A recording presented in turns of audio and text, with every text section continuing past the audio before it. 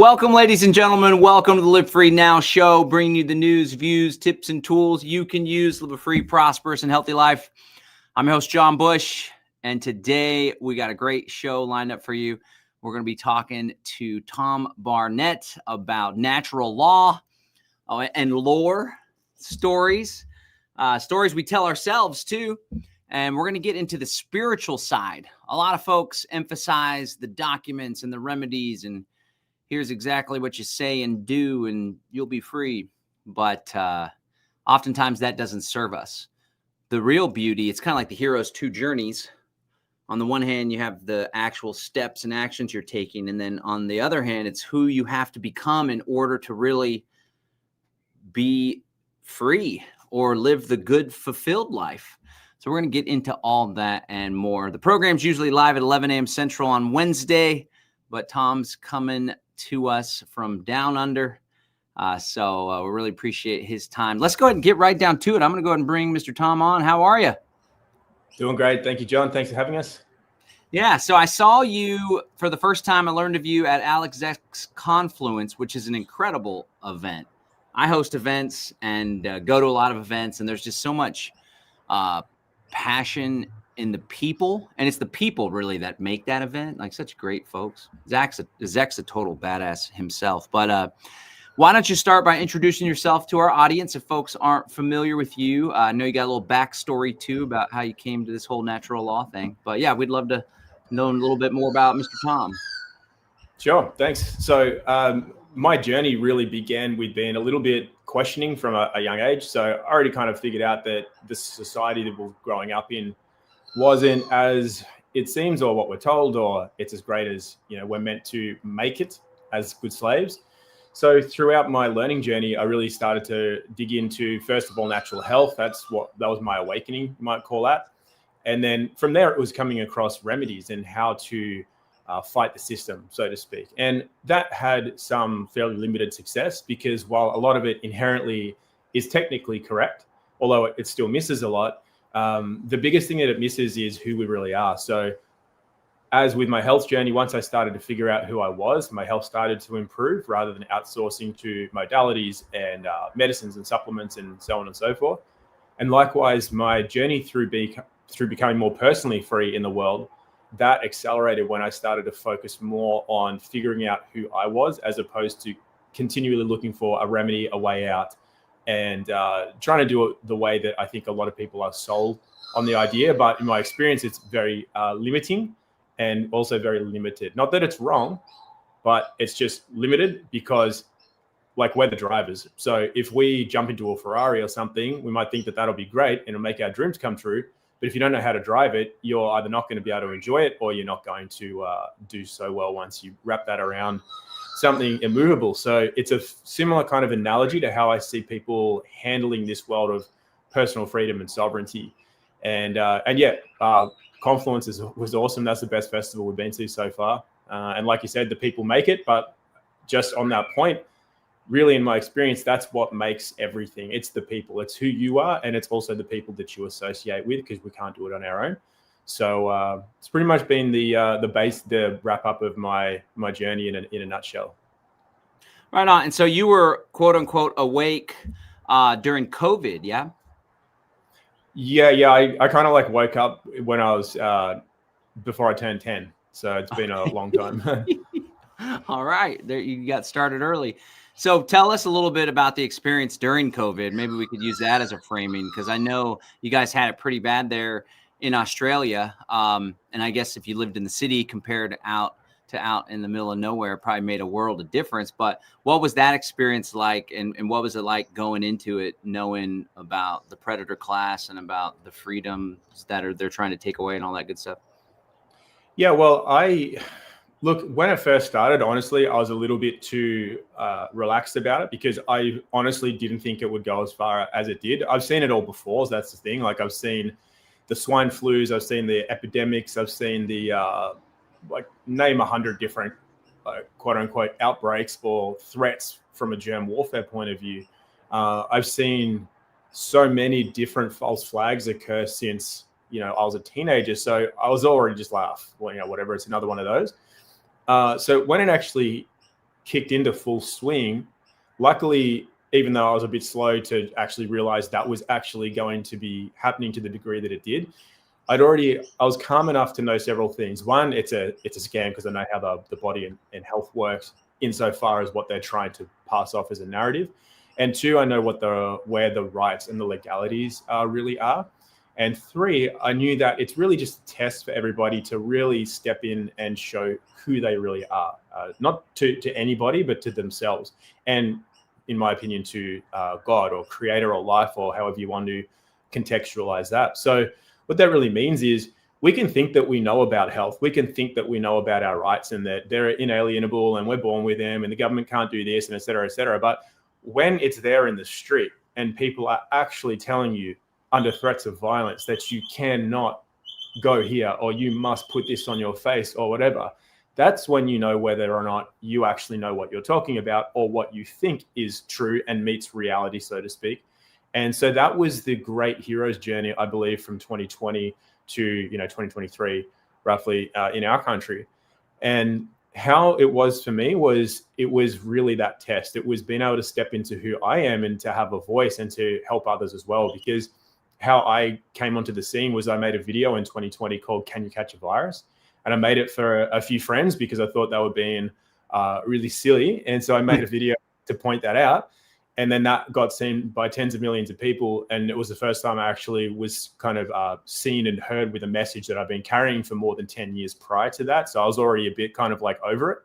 But now people were picking up on that message. And so, yeah, I got actually put into the societal limelight. And so that was a big shift for me. That was quite a shock for me to deal with that.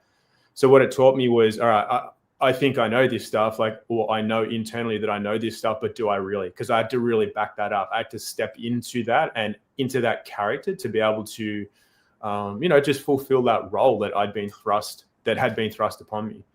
As far as dealing with it though, John, it was like, I know people had very bad experiences, but for me, it was very easy. Mainly because I was calm enough. So if you imagine that you've been training for a sport for a long time and other people haven't been training for this sport, they don't even know how to play the sport. And then all of a sudden you wake up and everybody's on the field and the game starts, the siren goes off and everybody's like, what are we doing? Like, what is this? I didn't even know there was a game. I don't even know how to play it, but you've been training, you know the rules of the game. You've done your layups, you've done your passes, you've done whatever it is you've had to practice. You already have a well-worn circuitry within you. So fortunately for me, that was already the case. I knew how to get around. I knew how to use my voice effectively. I knew how to pick my battles, which is extremely important. Like, what is actually going on? How do you use discernment here? Because so many people were just not picking battles. They were really barking up the wrong tree, getting themselves into trouble because they just didn't know how to discern what was actually going on, which is a direct result of really not knowing who you are in relation to the world around you. So, it was quite easy for me. And actually my life and a lot of other people's, I do believe, did get a lot better from that point onwards because it was a sifting of narratives, morals, actual knowledge versus projected expertise and what have you, for example, on the internet. That really sorted the wheat from the chaff during that period. And so my life got better as a result. And other people's, although they haven't realized it yet, that probably got better for them as well. Just they haven't really internalized that to a point where they're able to see that as for what it really is. Right on. Yeah, I was at a growth point in my life at the time, and I actually, right at the height of the lockdowns, I had my most successful month financially, revenue-wise, with my business.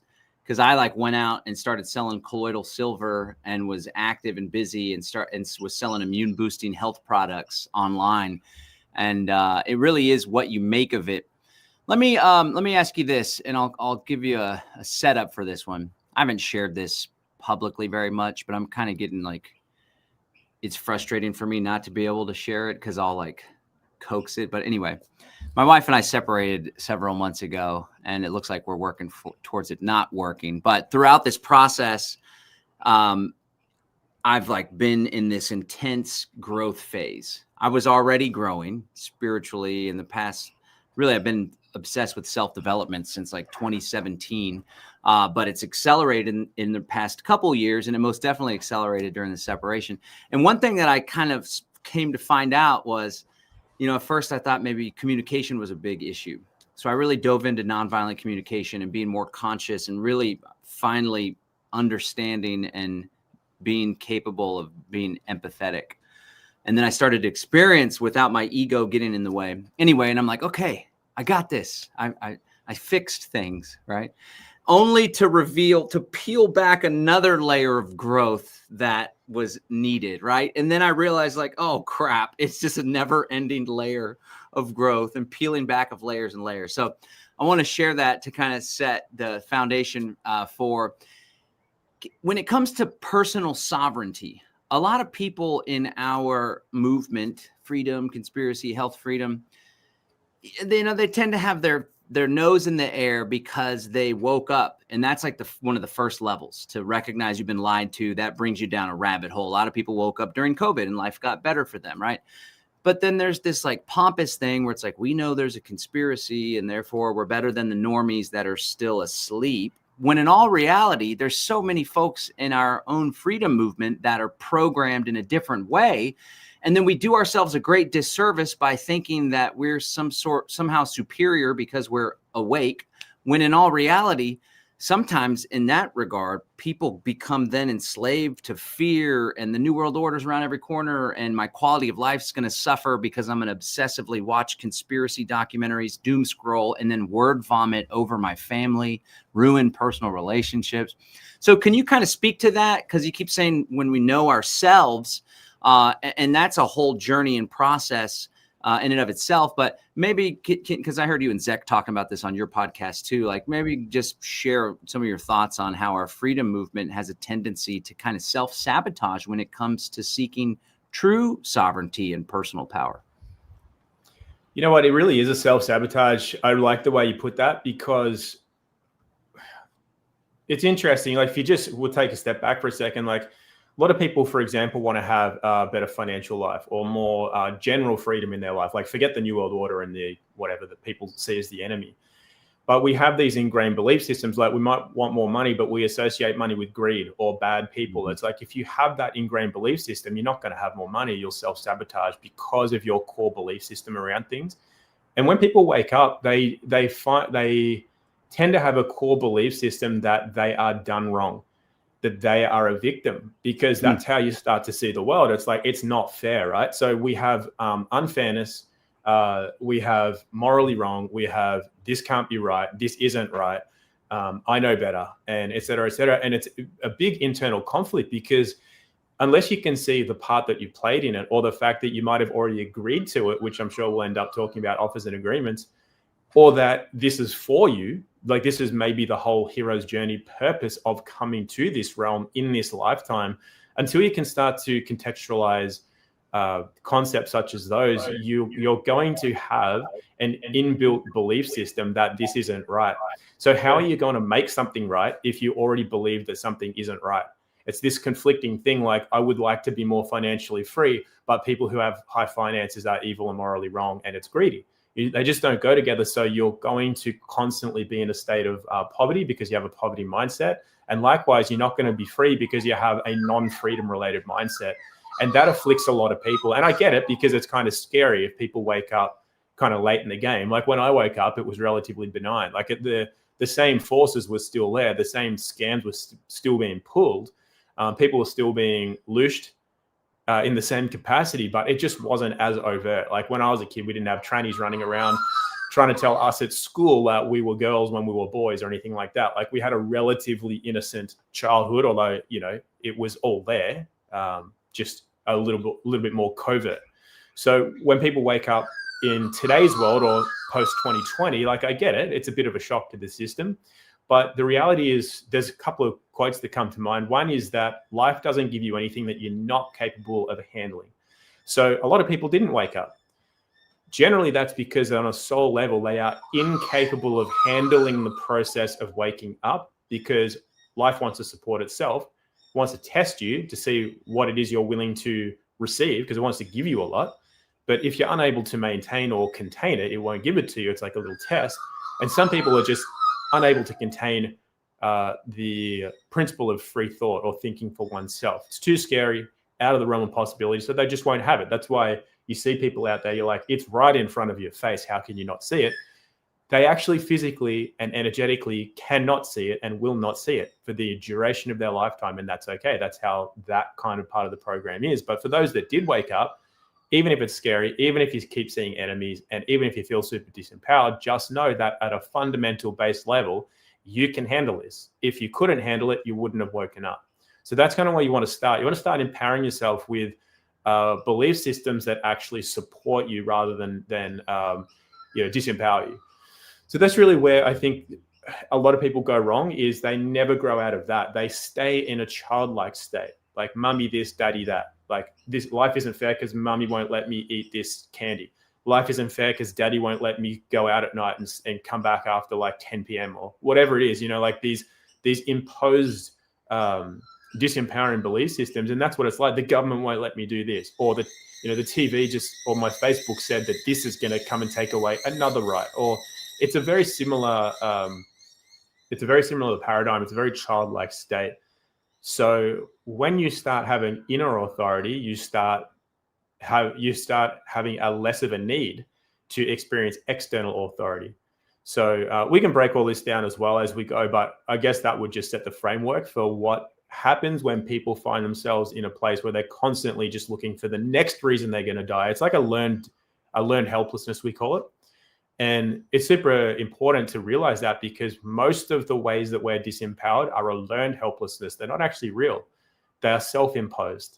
So, we can't possibly be healthy with the soils and the skies the way they are. If you go around living your life like that, that's a 24/7 base resonance mindset belief system that will sabotage you from ever being able to be healthy, to utilize the minerals that are there.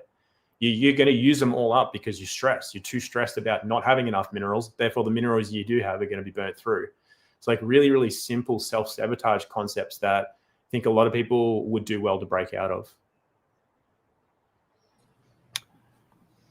Wait a second. What am I doing here? There we are. Okay, so and apologies, guys, if my camera has been all grainy. It's something with this StreamYard connection, and I should have tried a different browser, but kind of bothers me because you're all sharp and crisp, and I got a nice camera and everything. No, you're coming through just fine. And I was even checking the YouTube. It's not a big deal. People don't care. The content's coming out, but I always like to have a good quality stream and stuff, and it's all fuzzed out. It was crispy as before when we got on. I'm like, damn, your setup's like really, like, I'm in an Airbnb. This isn't a great setup. Yours is awesome. I thought it was me. I thought my bandwidth must be low, but no, you're rocking. You're rocking. It's just, it comes out. Either way, I shouldn't even have drawn attention to it, but who cares? Okay, so totally with you. It's like if you're not capable spiritually of waking up, then you're not going to wake up. And I've been diving deeper into Christianity too, and what you shared about you're not going to be able to handle that which you can't handle. You won't be given the trials that you can't handle. There's a lot of stuff in the Christian world that, it's like God's not going to test you unless he knows you're ready for these tests. And then still like, okay, well, maybe you're ready, but you self-sabotage. Then you can count on the test coming back a little bit later, maybe after you've picked up a little bit more wisdom. But okay, so folks wake up, they watch a documentary, the lockdowns happen, and they're like, this ain't right. And now they're aware of a conspiracy. So that's one degree. That's one layer. And then maybe, just as you said, you can't wake up to something unless you're capable. So because I think the next evolution, and sometimes it happens first, and then they wake up to the quote unquote conspiracy. But I think the best part of waking up is when you realize that, wow, and oftentimes we're the ones that are holding us back, as you were saying. I used to say back in the day, like, we're focusing all our energy on the tyrants in Washington, D.C., when the biggest tyrant that's limiting us and taking away our freedom is the tyrant we see when we look in the mirror, right? And so it's that level of self-reflection. So what is it that, here's one other thing too, maybe people are more likely to wake up because they have been raised with a victim mentality. And then they go out and seek the ultimate aggressor, the state, the predator class. And then they get in the even deeper victim mentality. Whereas before, maybe it was like an ex-boyfriend or their parent was aggressive or some trauma happened. Now they're like, they sought that out. Maybe that's why some people wake up, because they're looking for a bigger aggressor to be a victim to. I 100% agree with that. That's definitely the case. I've seen that over and over again. And it's when, I mean, I don't know if we need to break that down, but I agree with you 100%. I see that over and over and over again. It's people cannot stop seeing an enemy outside of themselves. So rather than reflect and actually look and find where that is, which actually dissolves the enemy complex, and you can live a very free and happy life as a result. The degree to which we're unable to do that is the degree to which we will continue to look for a bigger, badder enemy out there. And exactly like you said, it goes from being mum, dad, the boyfriend, the teacher, the whatever, to then, the governor of the state, then it's the president, then it's the deep state, and then it's the, the families that run the Illuminati and stuff. And it's like, how big do you want to go? And all of that's an illusion anyway. It's I like the way you said the mirror, like in my natural law lessons, I use the mirror analogy a lot. The first is that the only enemy you're ever going to see is the one that you're looking at in the mirror.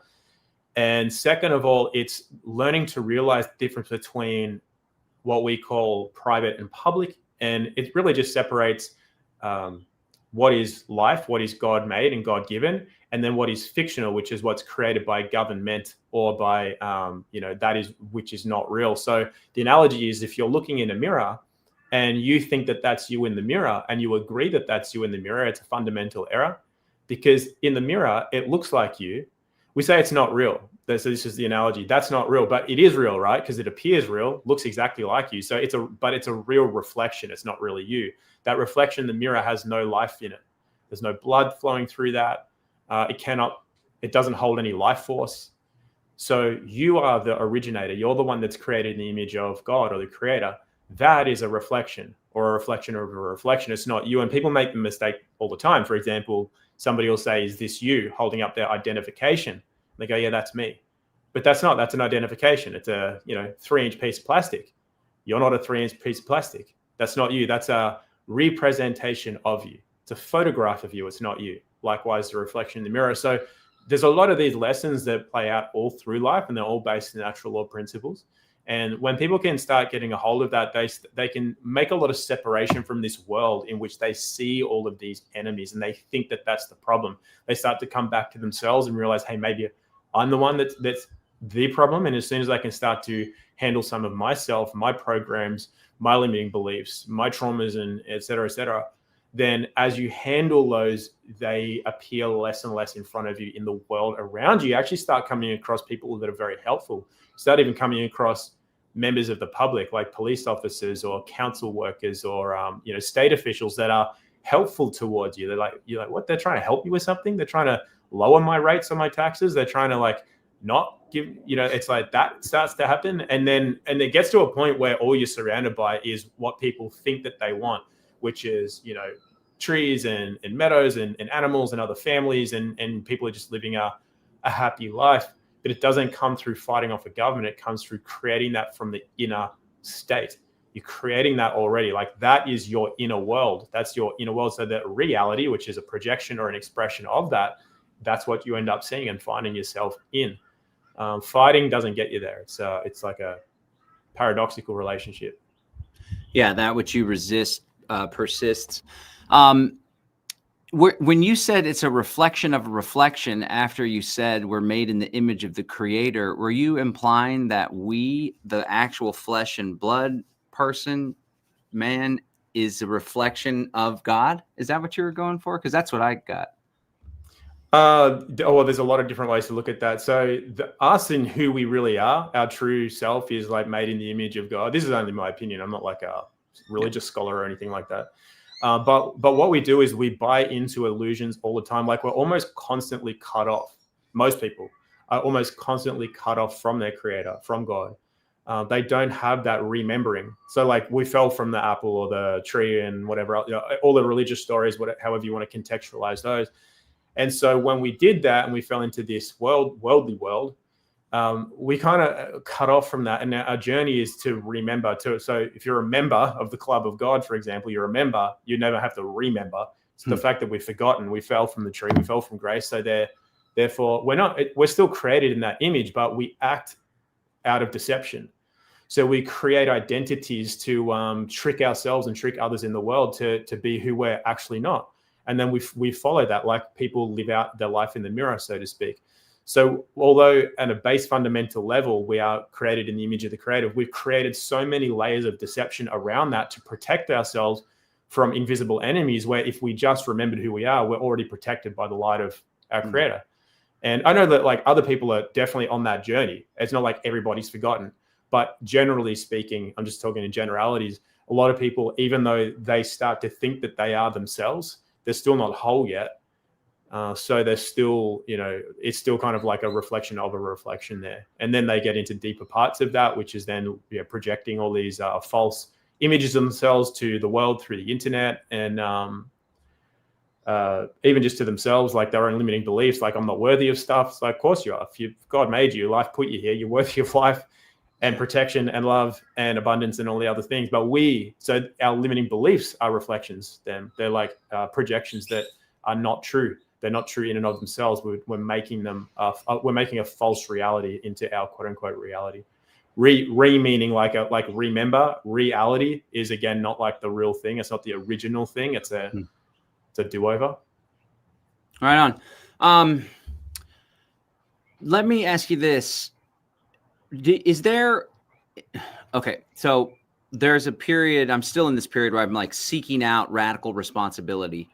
The way that I've impacted people, like, please be honest with me and tell me so I can learn from it and take ownership. And I'm seeking that out, even though at times it's extremely painful to genuinely be like, oh shit.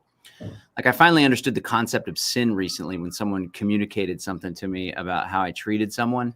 And this is after I had done all sorts of ego work and really aligned with the forgiveness framework of Christ's message. And so when I received it, having already asked for forgiveness, I was able to fully receive it without my ego needing to defend. And that's when I realized, like, oh shit, I'm a sinner. If you look at sin as like missing the mark, separation from God, definitely wasn't treating another person, loving them like I love myself. And then it goes back to even self-love. Anyway, so I've been radically seeking that out, and it's been intense and not very comfortable at times, but I've grown immensely through it. Then there's other folks I see run the other way, avoid, numb, defend, reflect, deflect, and like they're just not having it. So my question is there anything we can do to help them along besides just being the best versions of ourselves and trying to lead by example by being vulnerable and taking ownership? Or is it just simply the case that people necessarily have to come to those conclusions on their own? Yeah, I think it's pretty hard to force something or even offer it onto people that just aren't ready for it or aren't willing. I think you'd really have to get to the point where you're willing yourself. So as far as like going back to what you said, I do honestly believe that being the example is the best thing. So if people can see you doing it, they can glean something from that, be inspired, so bring your spirit in order to actually want to do that for themselves, because it is a difficult thing. And unfortunately, what happens is that people can see that kind of way of being as virtuous. So then they want to do it, but it ends up becoming performative, which means that they'll do all the things, like I'm doing the thing to appear as if I am, being the thing, but they're not. It's just like the song and dance. So they're doing all the methods, and then they create a course on the methods, and then it becomes like this whole big thing, and like do this method to not sin. And it's like, you're missing that in itself is an entire sin. You're constantly missing the whole point of it all. And that's rife in the world. Like, thankfully, there's a lot out there that's bringing attention to the fact that as men, we've been led astray a lot. There's been a lot of corruption in ourselves and our masculinity. So there's a lot more coming into the public awareness of, men's work and masculinity, but a lot of it's performative. It's like getting around with a bunch of guys and beating your chest and yelling and doing ice bars and things like that. And there's nothing wrong with that. It's just that it's not the thing. It's performative. It's like doing this to feel like I am becoming that. And it's not, like I said, it's not that it has no value and people shouldn't do it. It's just that it's not the thing. Like the thing is just doing it and being it, not doing the performative stuff to make it feel like you're doing it and being it, which is basically what you were saying there, John, because what happens is we can see that that's the right way to, like, radical responsibility is a big key for a lot of us. Absolutely. But, a lot of people aren't really ready for what that actually means. And it sounds good. It feels good to want to do it. And then it feels good to be performative around that and to kind of trick yourself into believing that you are being that. Because let's just take the word authentic, for example. Like, that's a big thing. People are very enamored by people they think are authentic, or that they love the idea of being more authentic themselves. But rather than being truly authentic, what it actually just becomes is unfiltered shadow expression. It's just like, I'll just say whatever I think and feel. And it's not really you, though. That's not authentic. That might just be unfiltering yourself of all of the garbage that you've been wanting to say and what you think about the world, which is all illusion and lie in the first place. So how is that authentic? It seems like it. It feels like it. It looks like it.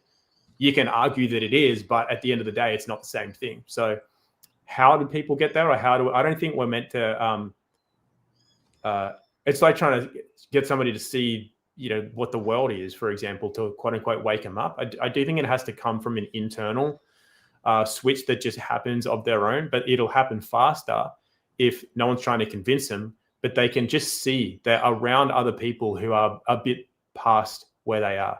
And they're like, well, that guy's not as reactive. That lady doesn't have the same fear in her eyes that I've seen in myself or others. There's something about that. Now something's triggering inside of me. Something's turning on naturally and innately inside of me. I think that's how it comes. And then it comes from a curiosity. And the more people that are actually doing it and living it, the more chance I think we have of that, spreading to others, rather than, because if we go at it with knowledge, like, this is it, this is the way, this is how to do it, I think that'll just entirely miss in everybody that's falling upon their ears. Yeah. And it just, through the conversation, just revealed for me, remember the layers. So it's like, all right, here's another layer. Maybe I need to focus more on myself and why I feel the need for that other people to be at that place. You know what I'm saying? What is that about me that I feel uncomfortable that somebody's not going there instead of just being? But that's natural. It's natural because it's a genuine solution. It's a genuine solution for a lot of what we see in the world. That's why. So it's coming from a good place, but it's, like I said, but we're all different too. I should actually, before we say anything else, we're all really different to each other, and we all have a lot of different strengths and weaknesses, and we also have a lot of different purpose in life. And so when I'm saying this thing, it doesn't apply universally to everybody. It applies to me and in a lot of observations I've made, but I can't make all the observations there are to make. So while I've learned in my experience that if I go to like try to tell people or whatever, it comes across really arrogant, really authoritarian, and a lot of things that are just not going to land with people. However, you and I are very different. So if you were to go about sharing that as a message, for example, because it is a solution to a lot of things, that's not the wrong thing to do. So it's more a case of asking, listening, being really still, and just follow a feeling. And that's kind of like that feeling of God talking to you, where it's not coming from projection. It's not coming from this internal state of, well, I'll be more popular if I do this, or this will make me more money, or this will, like, whatever, I'll get more likes if I do that. That's coming from not the right place, right? But if it's coming from a place of stillness and just pure potential and power, then I would follow that. There's nothing that would be the way for that individual. It's not based on what I say. It's based on how you feel. And if you're genuinely feeling into it and it's to get to that more holy place within you, I would go for it. Right on. Okay, let's switch gears, but not even switch gears. How would you define, there's all these loaded words nowadays, right? Like natural law is one of them. So I understand that's one of the phrases that you utilize, and that's what we're seeking to align with natural law. A lot of people use divine law. How would you define natural law? Why is it important? Why are you working in this space? And what's it all about? Well, why I'm working in this space is because it presented itself naturally to me. It's not what I chose. It's similar to the example I just gave. I didn't like look at what's a great term to use or whatever. It naturally boiled itself down to that and presented itself as the need that I needed to fill. And so what does it mean? So everybody's definition is going to be different. That's why, okay, I'm going to just give a quick example before I answer that directly.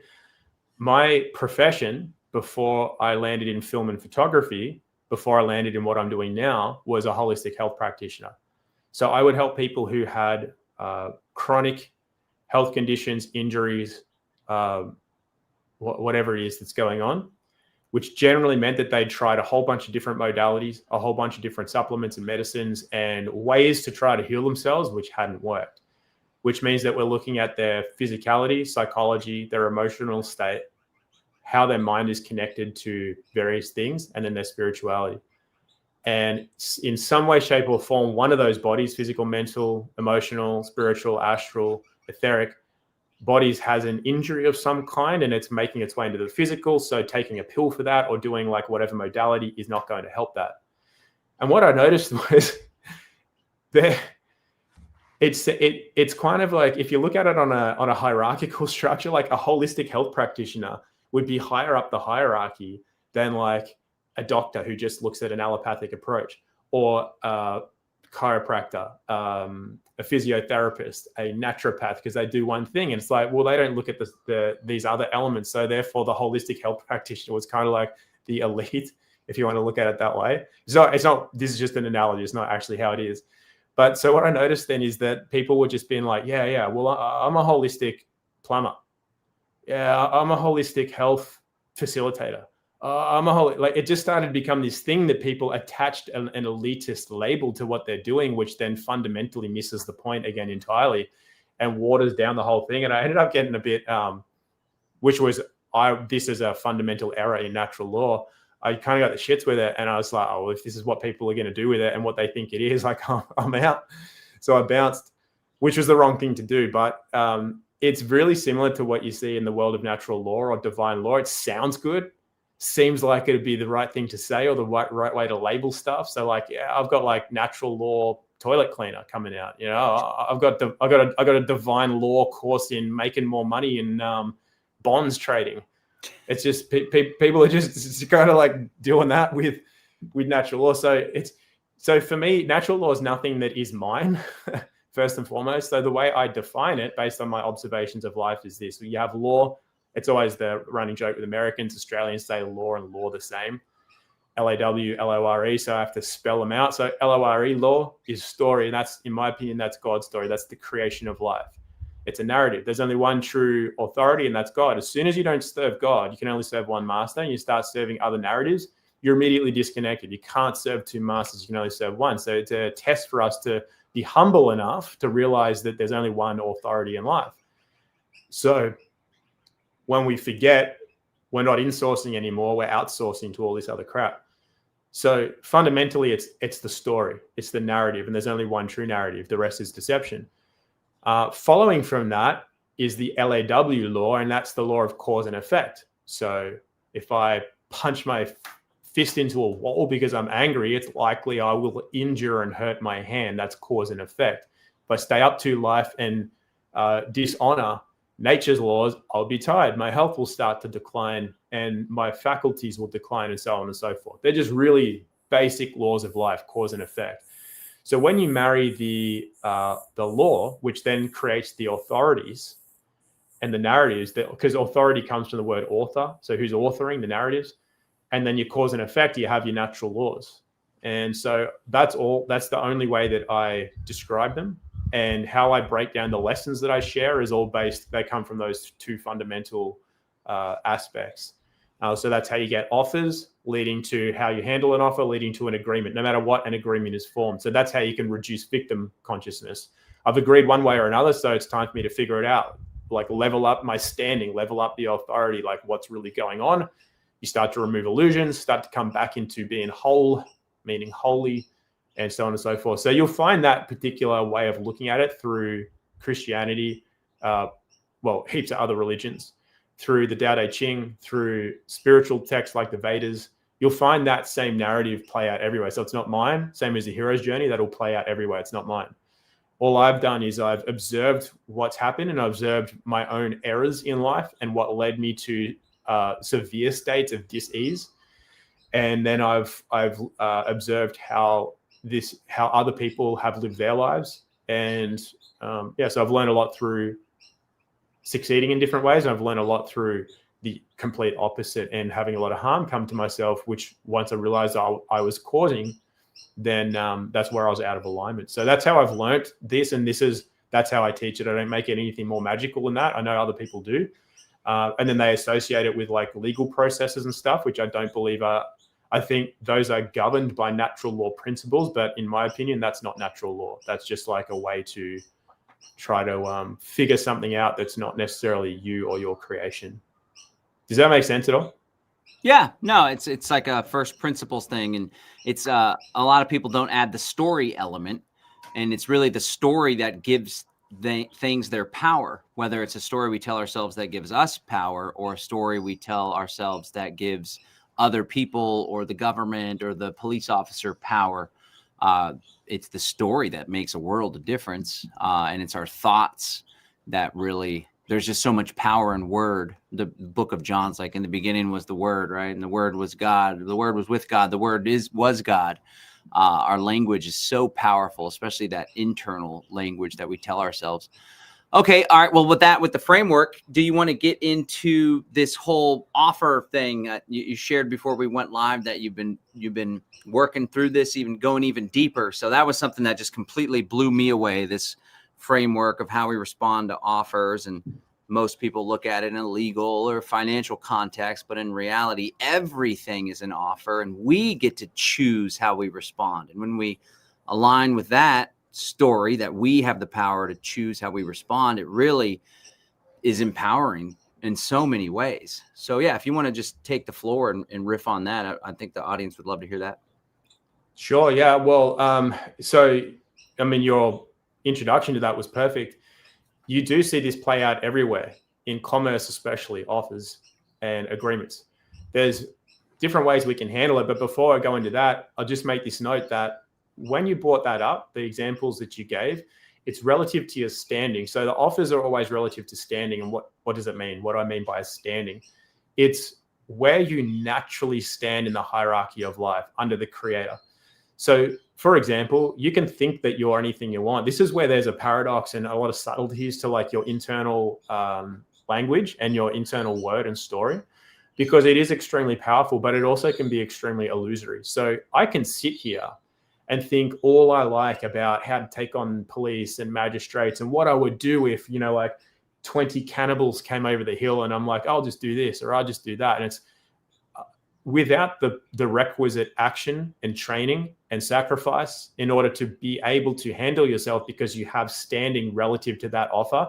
The rest of it's really just fantasy and fiction.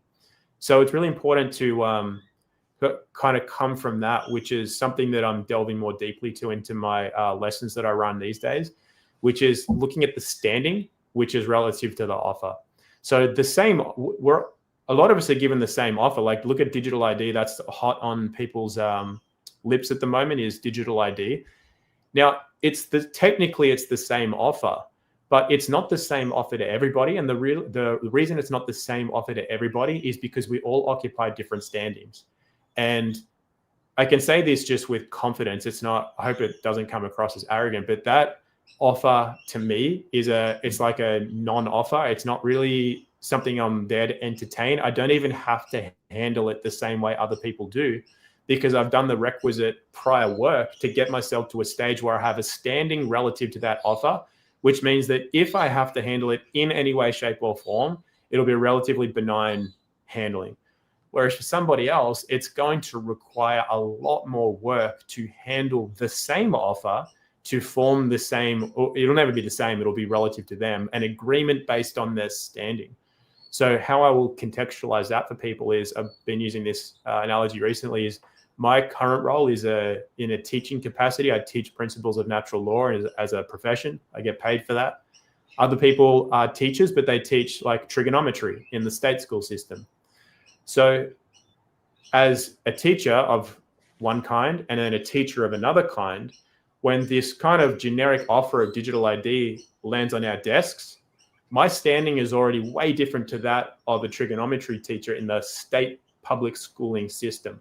They're going to have to handle that way different because relative to the offer, their standing is really, really low. My standing is really, really relatively quite high relative to that offer. So everything is an offer, but we don't all experience it the same, and we won't all form the same agreements, even if we handle it the same, whether it's a yes, a no, a conditional acceptance, a counter offer, remaining silent. That'll equate to a totally different agreement, which is the end result, depending on the standing that is relative to that offer. So where would you like to go from there? No, that's good. So if somebody, like in the UK, apparently it's, if you want to work, or if you work in the UK, you have to have digital ID. I imagine they'll mix it in with the payments or whatever. And so if you're independent of that, if you're an entrepreneur potentially, or if you work under the table, outside of their system using alternative currencies, for example, then you have higher standing.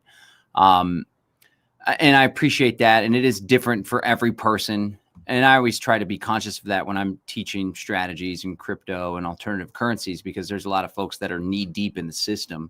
And there's other folks that are just getting started. And so for somebody that has a nest egg and a net worth of, $1.8 million or whatever, and they're ready to retire and they just worked for 50 years, it's a different story compared to the young, scrappy guy that lives out of the van and travels his whole life. Maybe he has more freedom, but maybe he has less freedom in other ways because he's always got to scrap it together or whatever. So these two different people are going to approach an offer of this beast system in a different way. One thing I try to teach people too is like, everybody's freaking out about the digital ID, and it's worrisome, right? And here in the US, we have Real ID, which is like a national ID card that will soon, it's like the foundation for what will be a digital ID. I'm sure they're putting the systems in place. And in Texas, they became Real ID compliant a long time ago. I've been in the game for a long time too. So I remember back in like 2005 when people were working to nullify Real ID with the 10th Amendment state nullification bill. Maybe it was 2007 or so. And a lot of them passed, but then it's not an offer that the federal government accepted. And they're like, okay, we'll accept that with conditions that nobody can fly out of your state. So, but I teach in my classes when everyone's freaking out about digital ID. I'm like, well, I got an ID, and when I got it updated a while back, it was Real ID compliant. And then I show it. I cover up all the numbers and show the little star. And I'm like, because I did the right to travel thing for a while and ended up racking up 5 tickets. It was a total pain in the ass. I went and fought each one in court. I was found guilty each time. Oh, and then when they issued the verdict of guilty, and then they tried to fine me, I had a conditional, or I did a counter offer, like, okay, but I can't pay, I'm not going to pay you anything. And one time the guy was like, oh, you're pleading indigency, which is like you can't afford it. And I said, no, I just have a moral objection to giving money to the state when I'm being coerced. And he was like, oh, okay, I'll accept it. I think he just was like, thought I was great at my arguments and stuff and was kind of impressed. But either way, what I tried to teach and then I was like, I'm not doing that anymore because I had a kid at the time and I was just tired of getting pulled over, and I would always kind of mouth off. I'm not the best strategy, but I try to assert myself, and I should have just kept my mouth shut. Anyway, then I was like, you know what? I'm going to go ahead and accept this driver's license, but under the condition that I'm still a sovereign person, and I'm choosing this out of the convenience because I want to be able to go about my business throughout the day without being hassled repeatedly and being brought to court or threatened with arrest if I don't go to court. And so I accepted that, and I didn't give up any of the sovereignty because I know who I am. I chose to. It was a choice that I made of my own accord. I know that I could have chosen not to. I could have refused it, and then I would have had to suffer the consequences. But I'm willing to live with, a lot of people in our space, like sometimes it's like an ego thing. And they're like, well, I don't want to do it just because that means I'm a slave or whatever. When in all reality, that's not the case if you stand in your power. So that's what came up for me. I don't know if you want to share anything on that. No, I just I love hearing that. It's been a lot of my core message for a long time. Like, as soon as you think that you're a slave, you're already a slave. And a lot of the things that people are really trying to hold on so tightly to now, 10 years ago, like I've been in this game for 30 years, 10, 20 years ago, the things that people are trying to protect so much now because it's their freedom, that was what we were protesting against 20 years ago. Do you know what I mean? Like it's what? all relative. Oh, like anything state related that's like even just having to not being able to go to a like the way the banking works that people think is so like freeing now and so convenient. People were protesting against that in the early 2000s. You just kind of got me off the top of my head. There's like 100 different things that just that people thought like that's the mark of the beast. That's the next level of erosion of whatever. That's the next. And it's like, but those are the things that we have now. People think their life is better than it was previously, and now they're going, but if we lose this and that comes in, we're going to be. So these people, like the driver's license. The driver's license is a great example. It has all sorts of digital information tied to it. There's a freaking RFID chip in it. Most people, almost everybody in the U.S., unless they're way sovereigned out and they're ready to go to battle, or maybe they're past that and they're just left alone because they put that energy out into the world. But yeah, everybody's already got this freaking thing. And I was like, just like you were saying, I remember when I thought that was onerous and that was against my sovereignty. And then I was just like, okay, and life is better, just like you said, you know? Well, see, that's the main point is that people are giving it away. Like it's a mind. It's always a battle of the mind. And when the mind goes, when we've lost internally and lost in the heart, like we've lost our heart for everything and for life, we've already lost. Like, doesn't matter. You're in a prison already. You have lost against the agendas. You accepted the offer. You formed an agreement that you're already a slave.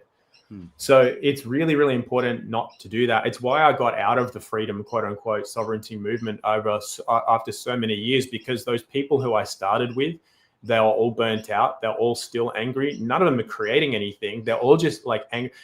That's not to say that it has no value and you shouldn't like be aware of this sort of stuff and be looking for solutions. You absolutely should be doing that. But thinking that these people have spent 30 years, I've experienced it firsthand, being a slave the entire time that they're trying not to be a slave. It's ridiculous. And I was just watching quote unquote normies just going, but these people are so much happier, more successful, have a more vibrant family. Like they're holidaying, they're doing everything that you think you can't do. These guys are living it and they don't even know what's going on. You know, so it's like, I don't believe in being ignorant to everything, but I just don't believe in making it like we're not here to be slaves. You know, it's like that's a lot of the internal narrative that people do have, but they make a mistake of just making themselves a slave now by thinking that this is the end game and it's end of days. Nobody, but people thought that in 2020, they're like, unless, you know, no one's going to be able to fly again. No one's going to be able to travel again unless you know, do this, inject that, and then do that over there. It's like, but that never happened. It's this big psychological operation that people will either cave to or they won't. And if you haven't seen it enough, because I've seen it enough over 20, 30 years, it's always the same. People thought, no, not this time. Not with COVID. No, not this time. This is the time where it's like, it's the same. Everyone's still traveling and doing whatever. Now, you can argue that the net tightened. Sure. But it's at the end of the day, no one can take what is truly yours. And that's an internal thing. If you maintain that, you remember that, and you keep living that as a pure state of being, your external world. See, that's what I mean by we're not all the same.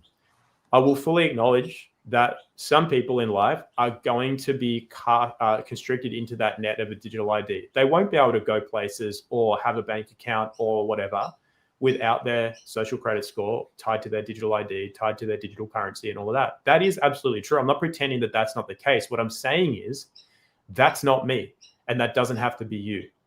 And so rather than think about we've all got to do this and we've all got to, it's going to this, we're not all the same. Focus on creating what it is that you can create. For some people, yeah, they're going to be in a different battle than you. And yeah, you can actually help those people. Should that be the right thing to do and that case presents itself. But until then, you've really got to do your best to make yourself the most quote unquote sovereign being that you can be. And it's got nothing to do with the government and nothing to do with paperwork. It's to do with you and who you are. You get that right, everything else will fall into place, no matter what. That's the big faith test. So, you know, we were saying before about some people don't necessarily have the ability to wake up, but if you have been given that opportunity or that offer, it means that you have the ability to get through it.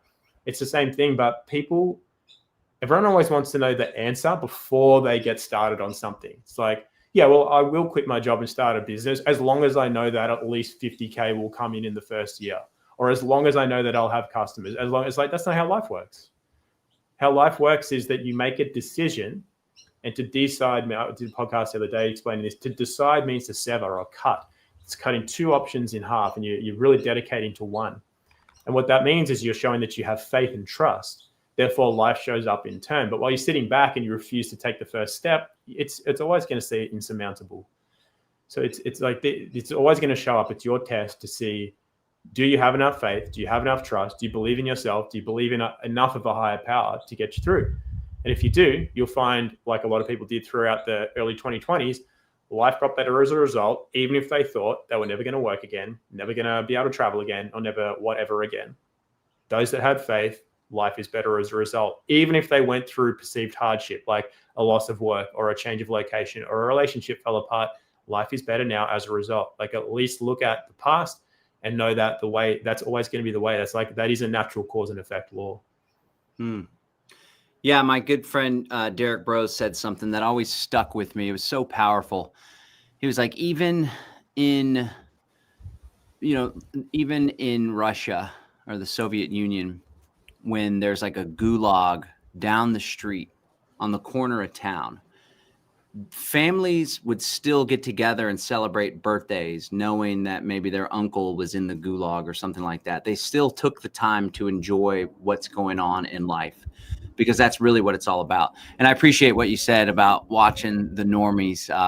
I'm really close with my sister, and she's bright and smart, and me and her husband, my brother-in-law, we'll have a couple tequilas and kind of go at it with conversations like this. But they're normie, and they know, because I've told them my entire life. I've been bringing up stuff. I'm a lot more refined at it nowadays that I've matured, instead of just like, you building 7, 9/11, rah, why don't you care? Why don't you care? And I'd be so frustrated.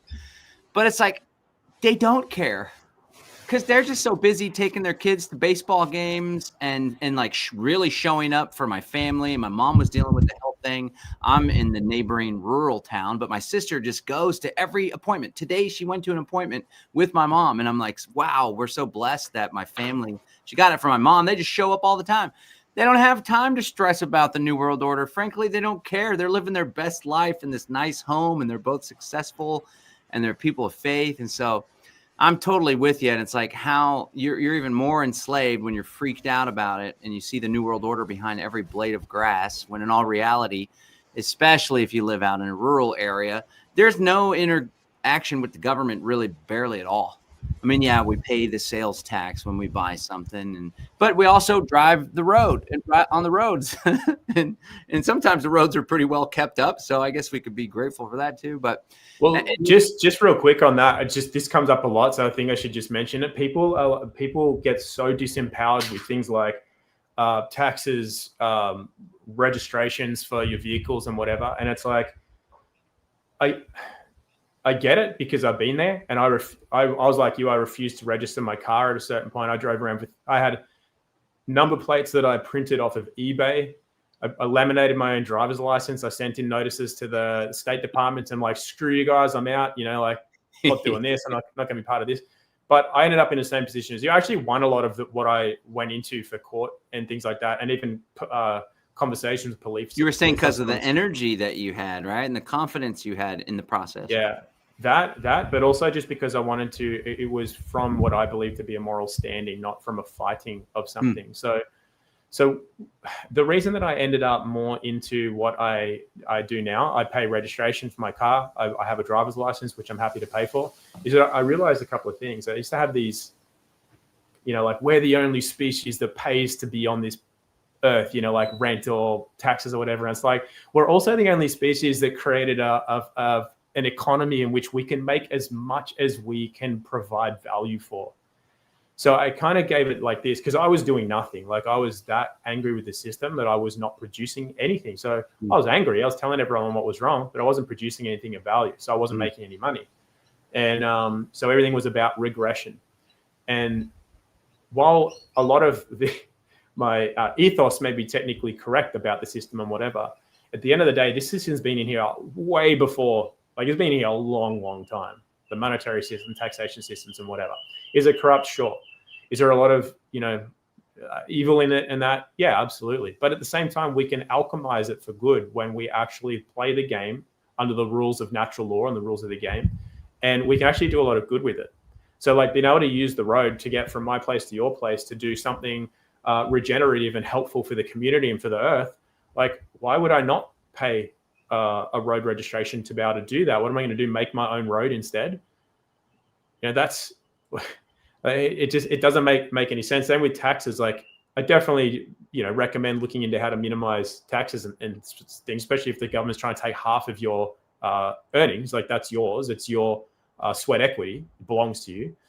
But at the same time, if you have to pay a little bit in order to make a lot more, to be able to do more good in the world, like this is where story and illusion get mixed up. So let's say my value is in sharing a lesson that I know has helped thousands of people and will help thousands more, like whatever that is. This is just a hypothetical. Am I going to prevent myself from, I'm like, no, I'm not paying registration, not getting in a car, not using the roads, not using the B system. So therefore my message never reaches this place and that place and that place and that place.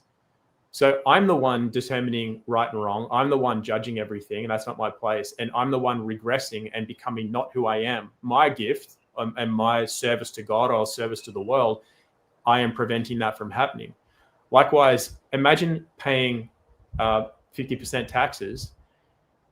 And if you do that, you actually, because of what you do, it allows your business to grow and your message to grow. And now you're making, 500 million a year, as opposed to 50,000 a year, because you pay 50% tax. I'm not suggesting people do that. I'm just saying, like, if you look at the story behind everything, we cut ourselves off way too easy and we start creating stories why we shouldn't do something. Whereas if our message is pure, or our gift, whatever it is, could be a skill, could be a message, it could be something that you make, it could be something, whatever it is, just a basic service job even. That's usually one of the greatest services to the world. If you allow your belief systems about the system to prevent you doing your gift in the world, that's a sin right there. That's a miss.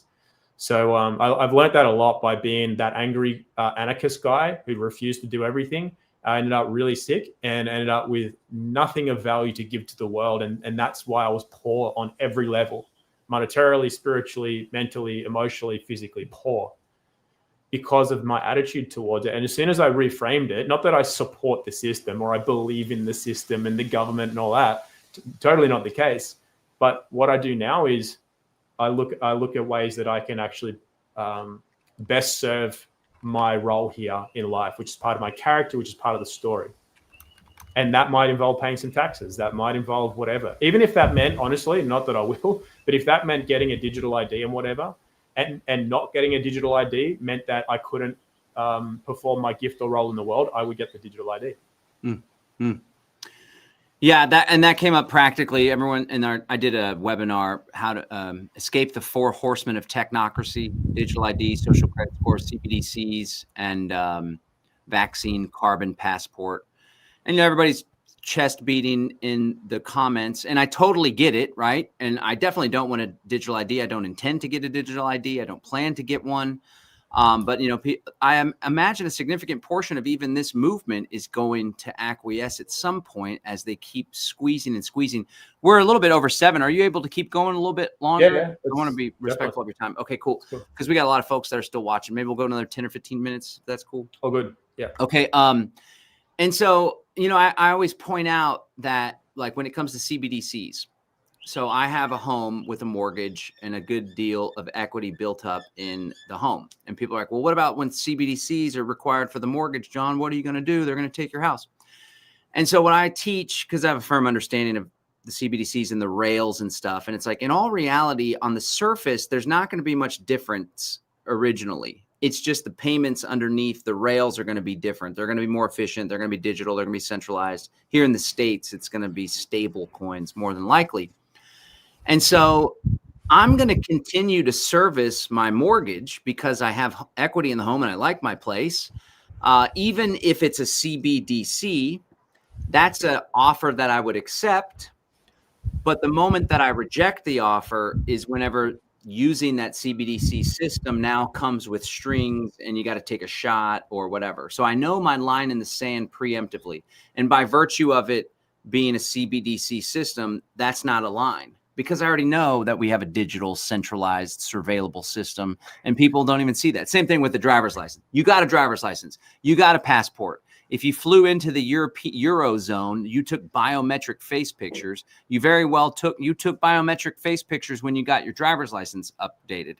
Every single one of us that has ever done that recently, they're taking biometric pictures, they're putting them in a federal database, and then they're sharing them through Interpol and all these UN nonsense programs and stuff. So, I mean, come on, we're practically there. Same thing with the CBDCs. Everyone's worked up about CBDCs, and we already have a centralized digital system. When I said that, to be honest, everyone's worked up about CBDCs. I have this challenge with my marketing just to be vulnerable, because I want to like motivate people to act.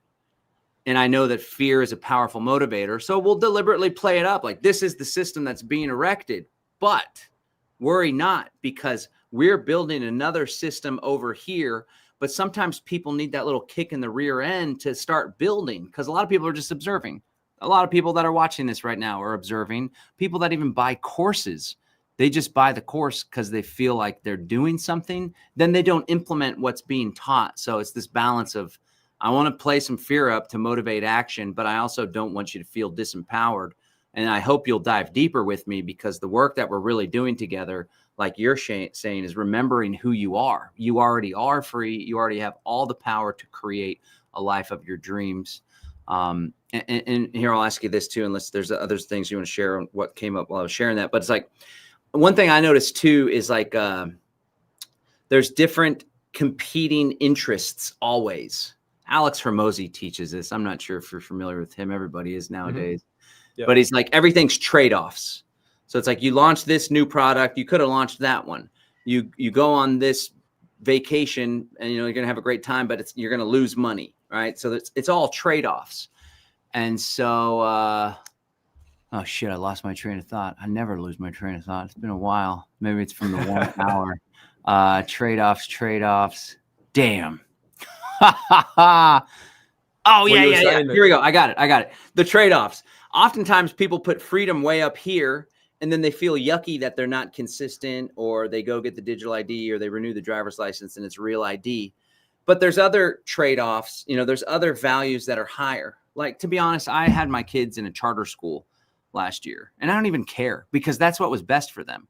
But I got flack from a certain person, a lot of flack, like, oh, I thought you were a libertarian and blah, blah, blah. And I'm like, there's not a lot of good options here in this rural town. So my kids, they were doing well. They liked it. They liked the social aspect of it, yada, yada, yada.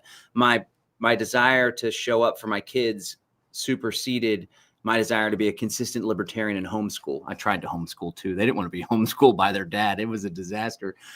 Just the same. One thing I heard from you is like, one of our highest, what ought to be one of our highest pursuits is creativity, creating, giving our God-given gifts to the world. And sometimes the ability to do that and do that well and do that in a good way to really fulfill that purpose may be at odds with our freedom at times. What are your thoughts on that? Oh, 100%. Everything, we basically are speaking the same language. So this is all the stuff I've been sharing as well.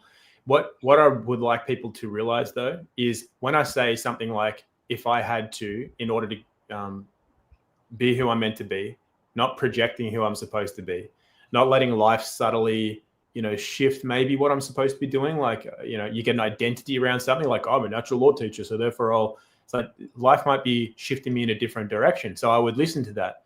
But should it be my prime purpose to actually get from here to America, to share a lesson that can't be done online, can't be done another way, it's to serve a particular role and purpose, and I had to get a digital ID to do it, and I would do it. When I said that before. When I say that, I would also like people to know that you are only limited by your own creativity and how well you know yourself insofar as what that actually means, because that can mean 20 different things to 20 different people. How you do it is one thing. How you form agreements is another. And then I won't go into it on a public stream, but to the degree to which you can be creative actually, who didn't do this during COVID, right? Well, it depends on how hectic it was for you. Some people couldn't get across a border without like a COVID passport, vaccine passport, whatever. A lot of people got good at Photoshop during that time. Do you know what I mean? It's like there are so many creative solutions to so many things that people see are problems. We had a border closed between northern New South Wales and the Gold Coast. And everyone was like, oh, I couldn't even go and see my mother. And it's like, do you know how many thousands of people every single day got themselves across that border 10 different ways that you just couldn't think of? But they've still got this victim narrative story about, no, but they shut it and I couldn't do this and I couldn't. It's like, come on, you just didn't think.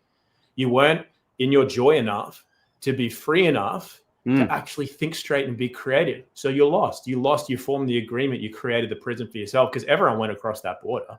You know, whether you made yourself a fake pass, you walked across and got picked up, you drove, it was like 800 meters up the other end. You could have driven your car across in a different way, but everyone wanted to go to the border stop to fight the man. Like, oh, no, I'm going to stand for my rights. And I'm like, sometimes there might be times in life where that's the thing you got to do.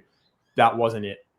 That was seeing an enemy that wasn't real. That was not picking your battles. That was not being smart and creative and doing what everybody else did, which was just get around it in a more creative way and still got to where they wanted to go. Didn't apply to them the same way. And it's just, I'll just say that because I don't want to say stuff that people are like, oh, I'll try that. And then they get, whatever. But there's ways to be creative. So when I say I would get the digital ID, yeah. But what that means is different to what other people might think that means. Yeah. And there's also, when it comes to some of these remedies too, like the corporate person and then my flesh and body. And so you can kind of parade around in this permission slip world, knowing full well that this really is me and I stand in my power, but I'm complying with A or B in order to travel. It just reaches a point too where it's like, I'm totally with that.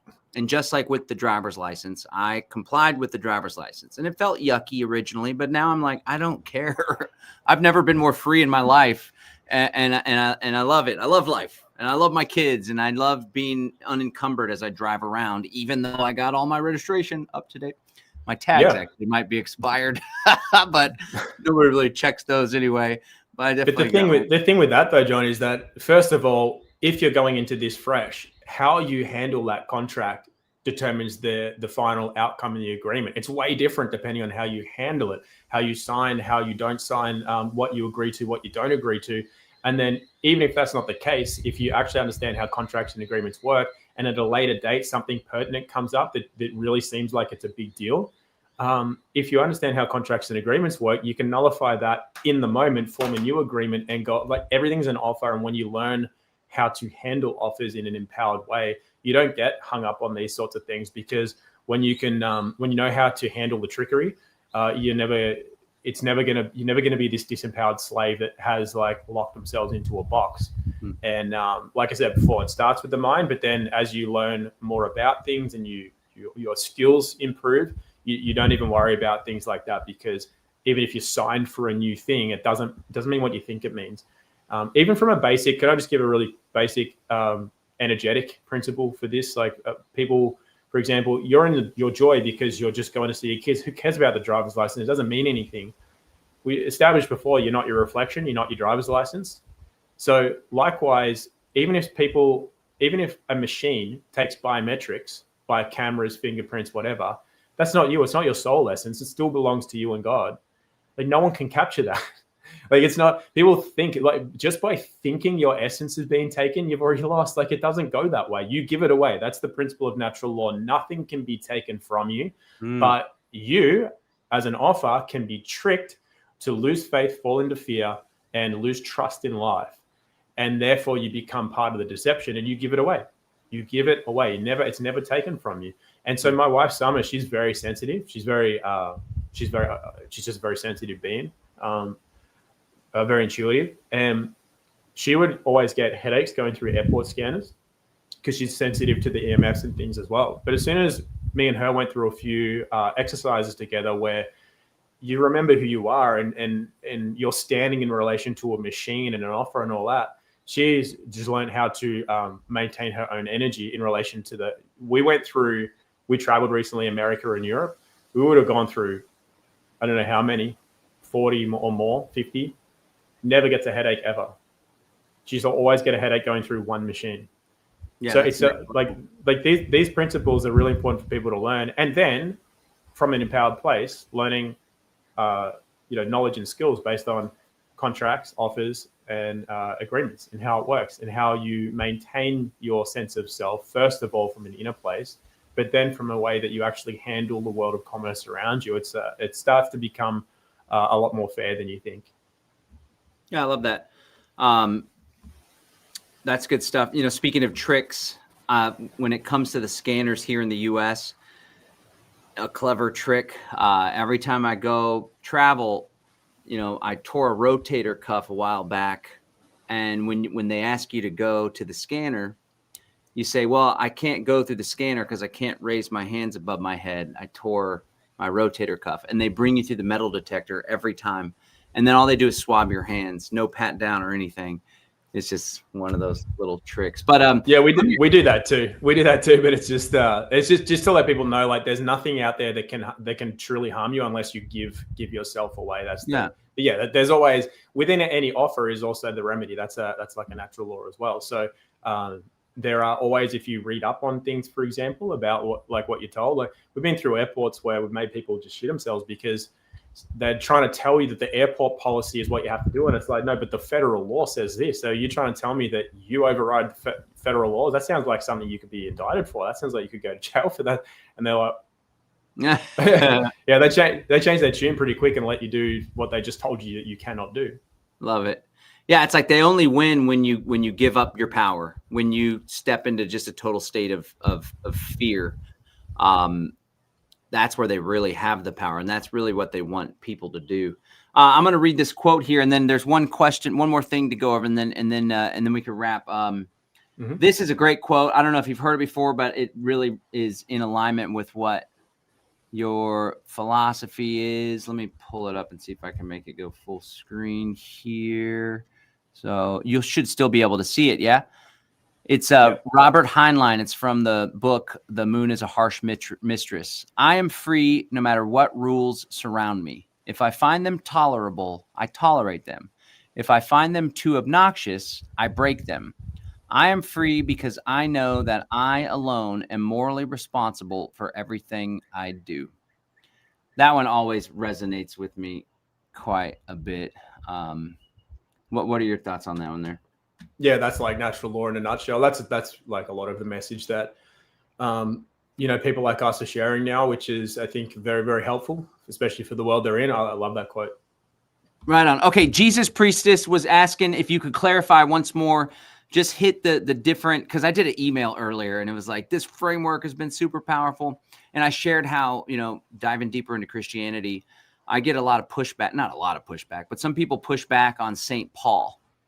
Right. And so Paul, people say, was a Roman psyop, which kind of watered down Jesus's true message and brought a lot of the church back under the influence of Rome, which morphed into the Roman Catholic Church later, this, that, and the other. And so I went into reading scripture aware of that because I was extremely skeptical of Christianity and approached it from this intellectual skepticism. And it wasn't until I went from my head to my heart that I really started having a deep relationship with Christ.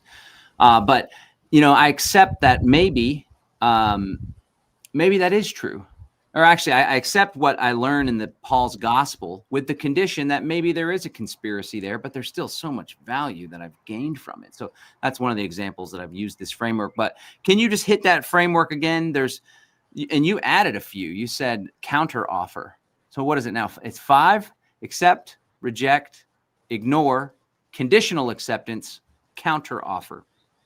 Those two are pretty much the same thing. Okay. But how does this have power for us beyond? Because it seems more easy to understand when we're dealing with commerce, right? And earlier I said government and business. You would say commerce is both of those, right? Okay. So that seems a bit easier to understand or grasp. But from a spiritual perspective, from a mindset perspective, how does this, everything's an offer, and there's 4 ways to respond. How can that be applied for folks in their day-to-day lives or things they may come across that can help them to stay in their power? So the first premise is that we don't have to do anything. So if you are under the impression you have the story or narrative that you have to, then the authority goes to have to. So we don't have to do anything. There are consequences to every action that we take and that we don't take. But at the end of the day, you don't have to. So if you start there, you're already a bit more free. Now, the reason you don't have to is you can handle offers 4 main ways. You can accept the offer, which is just saying yes. Now, it still doesn't mean you have to. You're just accepting it and saying that you will do.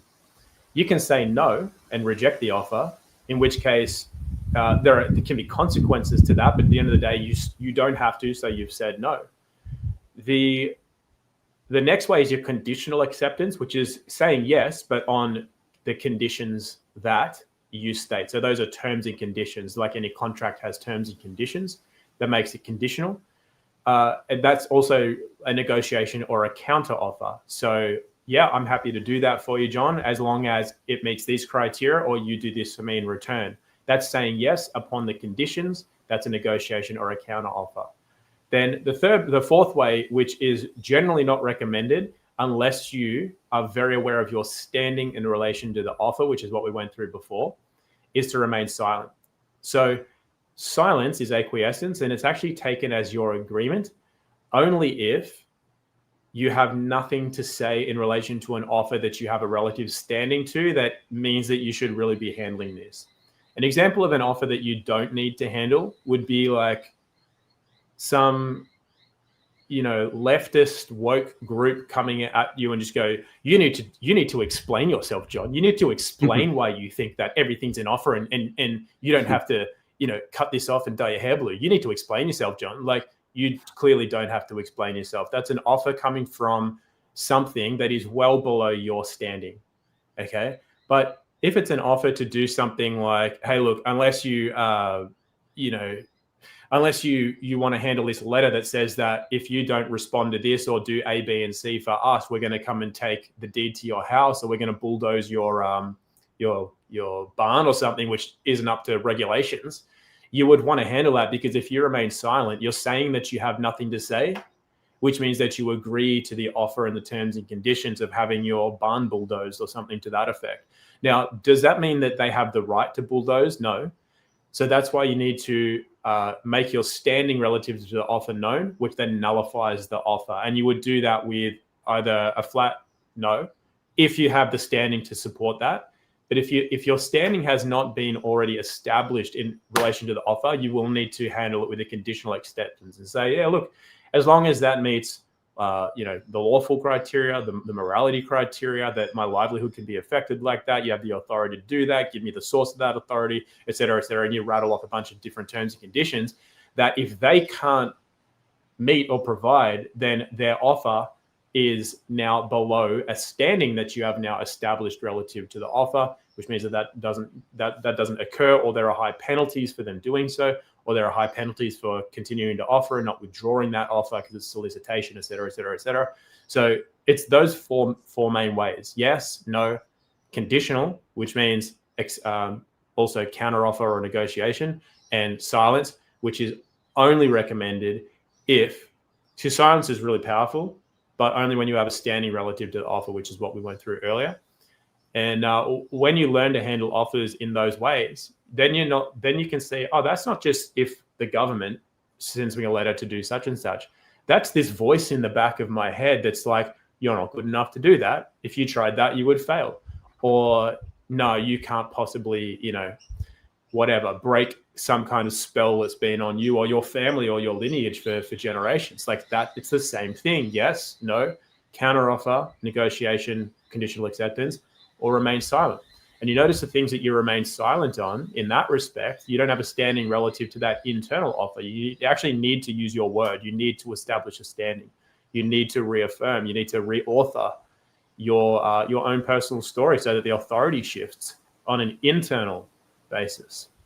So it's the same whether you're dealing with the state or a private business arrangement or your inner story and your inner narrative that goes on every single day. I love that. Yeah, it's super powerful. It's a framework we can apply with ourselves to take control of that inner dialogue and that inner process. And yeah, not only that, but of course, apply it in the real world when we're dealing with commerce and all sorts of stuff. So yeah, that's great. Lots was coming up for me.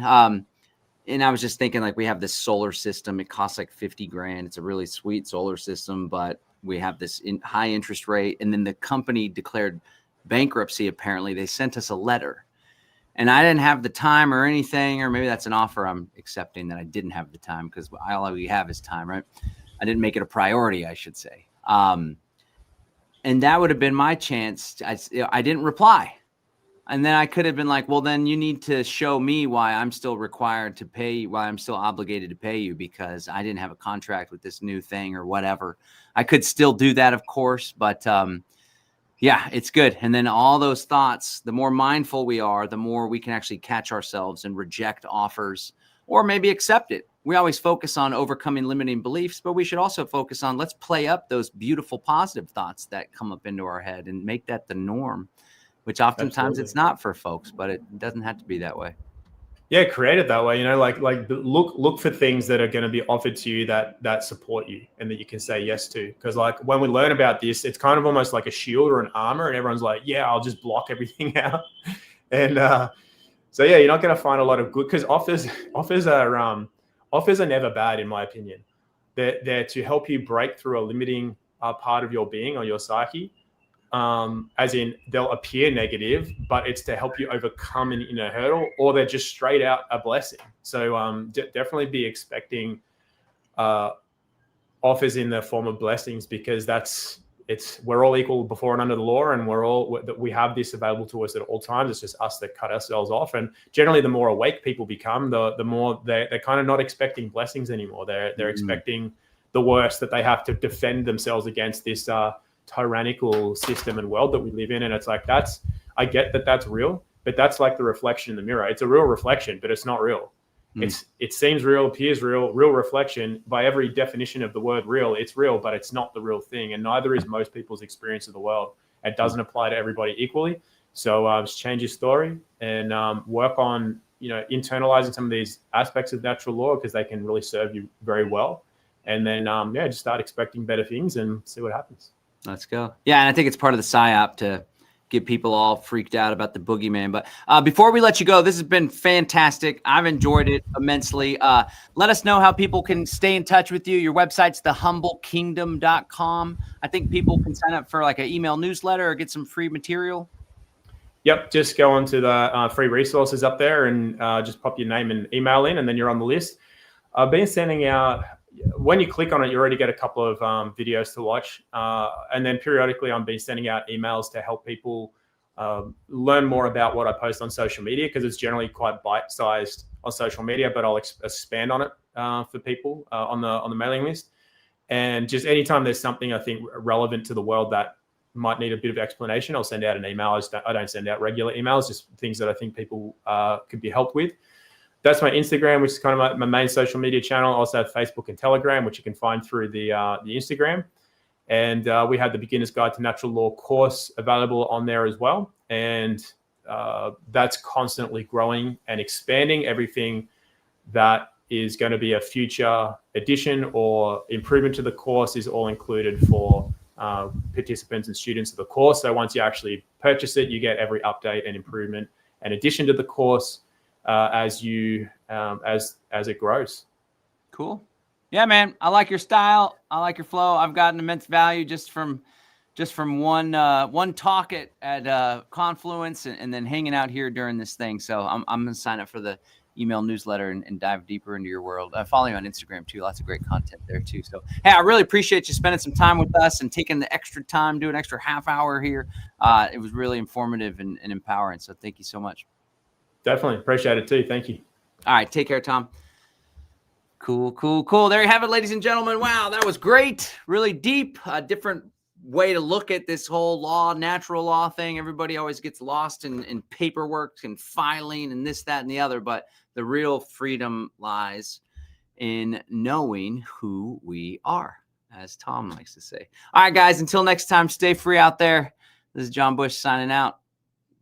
Every week, Live Free Now show. Next week on Tuesday, we're doing the show on Tuesday. We're mixing it up, keeping you on your toes. because we got 2 guests in a row that are overseas. Tom was in Australia. Next week, Tuesday the 28th at 6 o'clock. Tuesday the 28th at 6 o'clock, we're going to be joined by James Corbett of the Corbett Report. That should be a good one. We're trying to up the caliber of guests and have great guests more often to grow the show. Guys, subscribe to the program. Share it with your friends. Subscribe to the podcast, livefreenow.show. There's a whole podcast version where you don't have to see the blurry John on YouTube. Livefreenow.show. Subscribe to the podcast. Follow us on social. And, of course, thank you so much for being a part of what we're doing here in the world of Live Free. I know there's so many other things you could have been doing tonight at 6 o'clock Central, but you chose to be here with me, with Tom, soaking up this knowledge and wisdom. I just want to let you know that I greatly appreciate you. Thanks. Until next time. Peace.